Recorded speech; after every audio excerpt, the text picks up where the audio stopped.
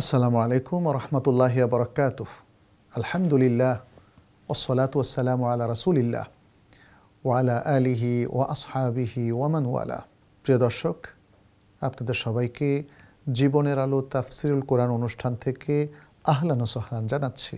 দোয়া করছি আল্লাহ তাআলা আমাদের সকলকেই যেন ভালো রাখেন এবং তার কালামুল্লাহ আল কোরআন থেকে শিক্ষা গ্রহণ করার তৌফিক দান করেন। আমরা আজকে মাদানী সূরা সূরাত আলে ইমরানের 17 নম্বর আয়াত থেকে সংক্ষিপ্ত তাফসীর পেশ করব। আউযু বিল্লাহি মিনাশ শাইতানির রাজীম। الصابرين والصادقين والقانتين والمنفقين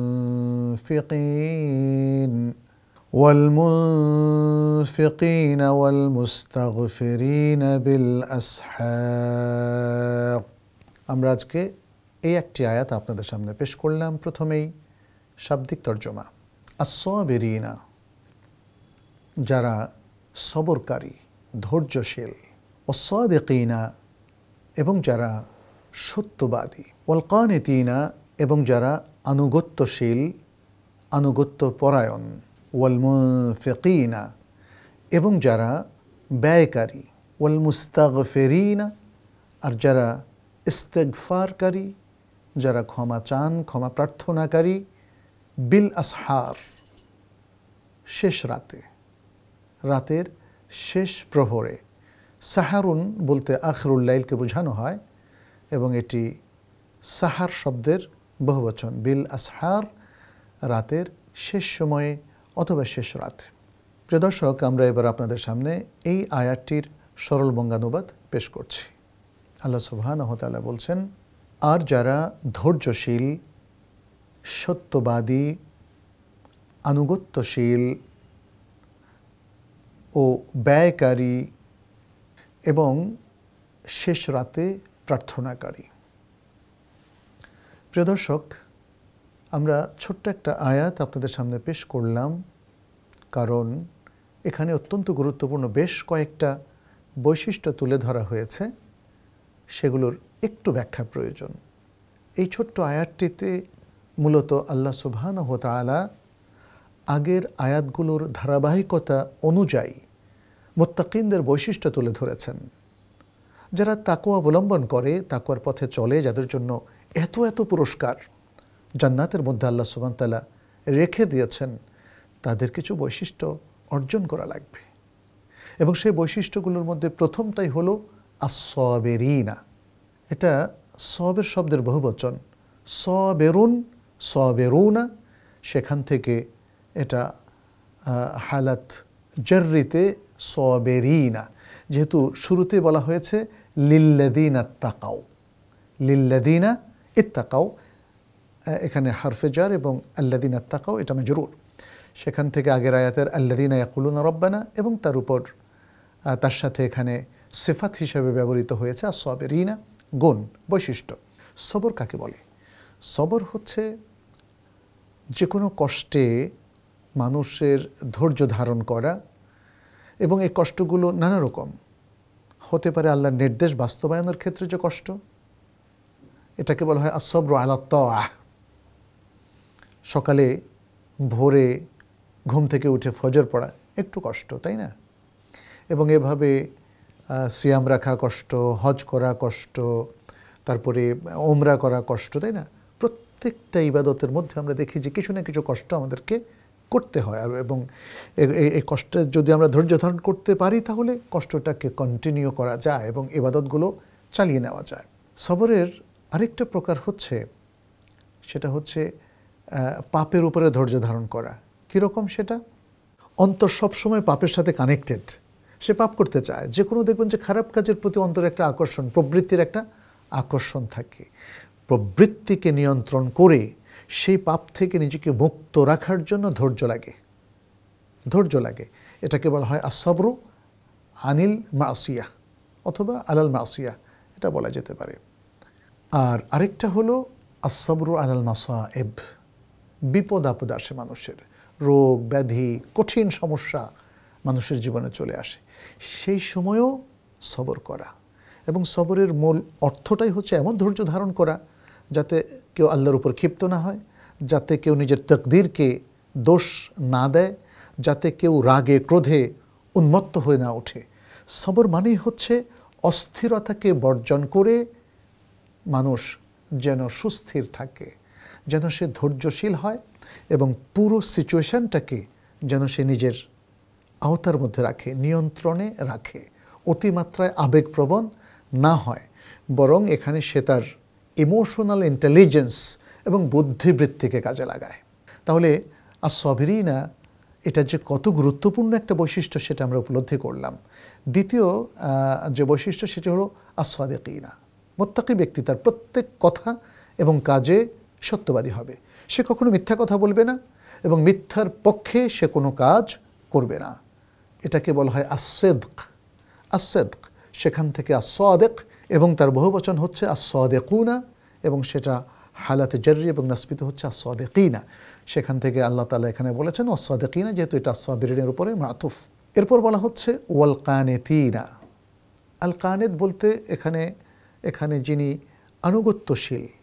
আনুগত্যশীল আল্লাহর আনুগত্য করেন, আল মুতিঈনা, যার মধ্যে এতাআত আছে, আল্লাহ এবং আল্লাহর রাসূলের এতাআত আছে। যেমনটি আল্লাহ সুবহানাহু ওয়া তাআলা অসংখ্য আয়াতে বলেছেন, কোন আয়াতে এভাবে বলেছেন ওয়া আতিউল্লাহ ওয়ার রাসূল, আল্লাহ এবং রাসূলের আনুগত্য করো।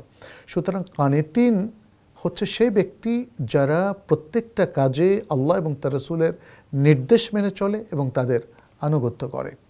এরপর বলা হচ্ছে ওয়াল মুনফিকিন। ইনফাক থেকে এসছে, আনফাকা ইউনফিকু, সেখান থেকে মুনফিক একবচন, আল মুনফিকিনা আল মুনফিকুনা এটা হলো বহুবচন।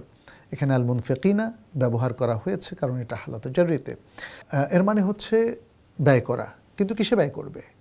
আল কোরআনে আমরা তার উসলুব থেকে লক্ষ্য করি ইনফাক মানে হচ্ছে আল্লাহ রাস্তা ব্যয় করা অথবা বৈধ কোনো ভালো কাজে ব্যয় করা। অতএব আল মুনফিকিন এটা মুত্তাকিনদের সিফাত, কারণ তারা তাদের টাকা পয়সা সম্পদ সব কিছু হয় আল্লাহর রাস্তা ব্যয় করে, তা না হলে নিজেদের প্রয়োজনে কোনো বৈধ ভালো জায়গায় সে ব্যয় করে।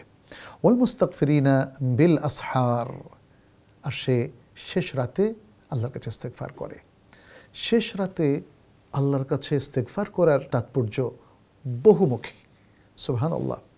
প্রথমত শেষ রাতে আসলে নবী সাল্লাল্লাহু আলাইহি সাল্লামের এটা অভ্যাস ছিল, তিনি তাহাজ্জুদ পড়তেন, তাহাজ্জুদ পড়ে দোয়া করতেন, আল্লাহর সাথে গভীরভাবে কানেক্টেড হওয়ার এটা সবচেয়ে মোক্ষম, ইফেক্টিভ এবং সবচেয়ে সুন্দর একটা পদ্ধতি।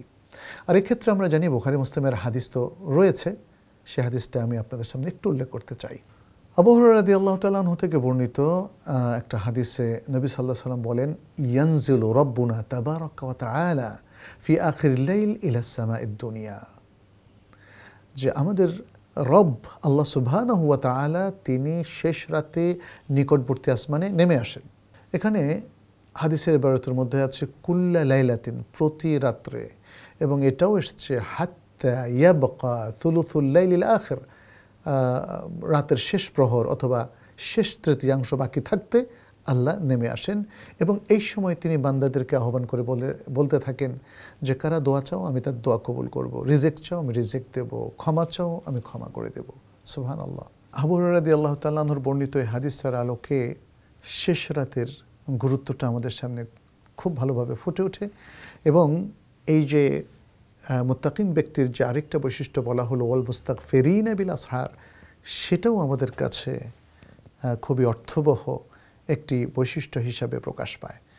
তো আমাদের উচিত হবে শেষ রাতের সময়টা, এই বিশেষ সময়টা কাজে লাগানো, আল্লাহর সাথে কানেক্টেড হওয়া, গভীর সম্পর্ক স্থাপন করা এবং নিজের জীবনের সকল পাপ ক্ষমা করিয়ে নেওয়া, নিজেকে তাকওয়ার একটা উঁচু লেভেলে নিয়ে যাওয়া।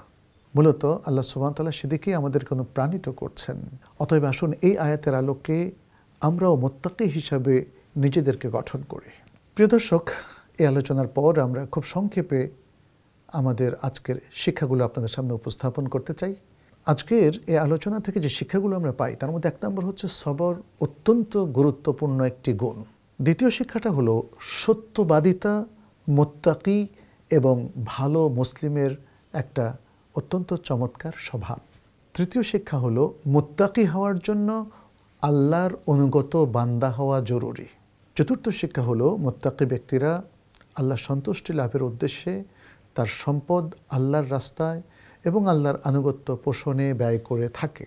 এবং পঞ্চম ও শেষ শিক্ষাটা হলো মুত্তাকি ব্যক্তিরা শেষ রাতে তারা জাগরণ করে এবং আল্লাহর ইবাদতে ও ইস্তিগফারে মগ্ন থাকে। প্রিয় দর্শক, এই যে চমৎকার বৈশিষ্ট্যগুলো, তাই না, আমাদের অর্জন করা উচিত না? আসুন আমরা এগুলো অর্জন করার জন্য চেষ্টা করি। আমরাও নিজেদেরকে মুত্তাকি হিসাবে গড়ে তোলার চেষ্টা করি। আল্লাহ সিদ্ধান্ত নেবেন আমরা মুত্তাকি হতে পেরেছি কি না। বাট মুত্তাকি হওয়ার বিশাল আগ্রহ পোষণ করা এটা আমাদের উচিত। কোরআন যখন আমরা পড়ি, কোরআনের তাফসীর যখন আমরা শুনি, এটাই তো আমাদের হওয়া উচিত। আল্লাহ আমাদেরকে তৌফিক দান করুন। আজ এ পর্যন্তই। হাদা সাল্লাল্লাহু ওয়াসাল্লাম আলা নবিয়িনা মুহাম্মদ ওয়া আলা আলিহি ওয়া আসহাবিহি আজমাইন। ওয়াসসালামু আলাইকুম ওয়া রাহমাতুল্লাহি ওয়া বারাকাতুহু। ذلك الكتاب لا ريب فيه هدى للمتقين